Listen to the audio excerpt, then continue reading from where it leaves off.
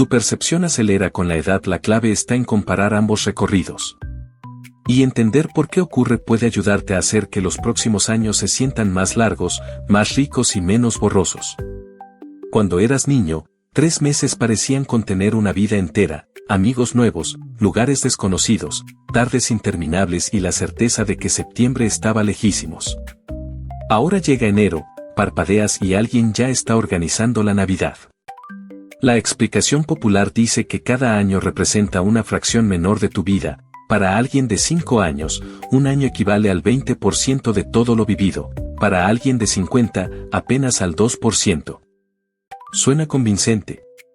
Lo que casi nadie menciona es que esa idea, aunque intuitiva, no basta para explicar el fenómeno. Tu cerebro no lleva una calculadora comparando el año actual con todos los anteriores. La sensación del tiempo depende mucho más de cómo prestas atención, cuántas experiencias nuevas registras y qué encuentra tu memoria cuando mira hacia atrás. Primero hay que separar 2 relojes que solemos confundir. Uno funciona mientras vivimos una experiencia, el otro aparece cuando la recordamos. Si estás esperando 10 minutos frente a una puerta cerrada, pendiente de cada segundo, el tiempo puede avanzar con desesperante lentitud. Pero una semana rutinaria puede desaparecer de la memoria casi sin dejar rastro. Durante la espera, el tiempo fue lento. Al recordarla meses después, quizá parezca insignificante. Los investigadores distinguen entre percepción prospectiva, cuando sabes que debes observar el paso del tiempo, y percepción retrospectiva, cuando calculas cuánto duró algo usando los recuerdos disponibles. Esta diferencia importa porque la sensación de que la vida se acelera suele ser retrospectiva. No sentimos necesariamente cada martes más corto mientras ocurre, descubrimos en diciembre que casi no sabemos dónde quedaron los meses. Aquí aparece el primer mecanismo, la atención. El cerebro no posee un cronómetro único escondido en alguna región. Estima duraciones combinando señales corporales, cambios del entorno, emociones y cantidad de información procesada. Cuando vigilas el reloj, detectas más cambios internos y cada intervalo parece ocupar más espacio. Cuando estás absorbido por una tarea, dejas de supervisar el tiempo y las horas vuelan.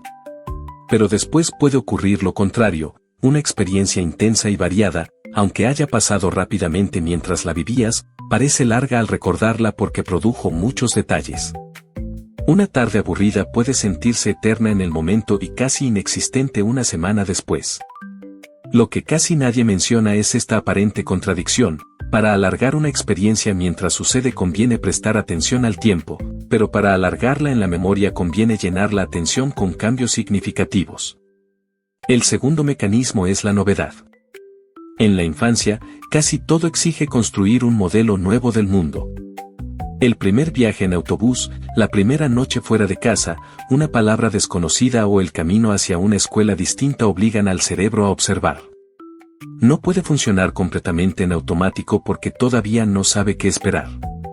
Cada experiencia genera referencias, antes de entrar, durante la clase, después de conocer a alguien. Con los años acumulamos patrones. Sabemos cómo suele ser un lunes, cómo empieza una reunión, qué ocurre al hacer las compras y cuánto tarda el trayecto habitual. Esa eficiencia es útil, permite ahorrar energía y tomar decisiones con rapidez. El precio es que muchos días reciben una codificación parecida. Cuando la memoria intenta reconstruirlos, encuentra pocas fronteras claras y los comprime en una categoría general: trabajo, casa, trámites, fin de semana. No es que el tiempo haya acelerado. Es que el cerebro guardó menos señales para demostrar que estuvo allí. Piensa en un viaje a una ciudad desconocida. El primer día suele parecer larguísimo, hay calles nuevas, decisiones constantes, olores distintos y pequeños errores de orientación. Al cuarto día ya reconoces el barrio y la jornada se vuelve más fluida. Al regresar, ese primer día ocupa una parte enorme del relato. La rutina no elimina horas del calendario, elimina puntos de referencia. Estudios de neurociencia sobre memoria episódica muestran que recordamos mejor los acontecimientos cuando poseen cambios de contexto, sorpresa o importancia emocional. El hipocampo participa en separar episodios y relacionarlos con lugares y secuencias. Si los días son demasiado similares, sus representaciones se superponen y resulta difícil distinguir qué ocurrió cuándo.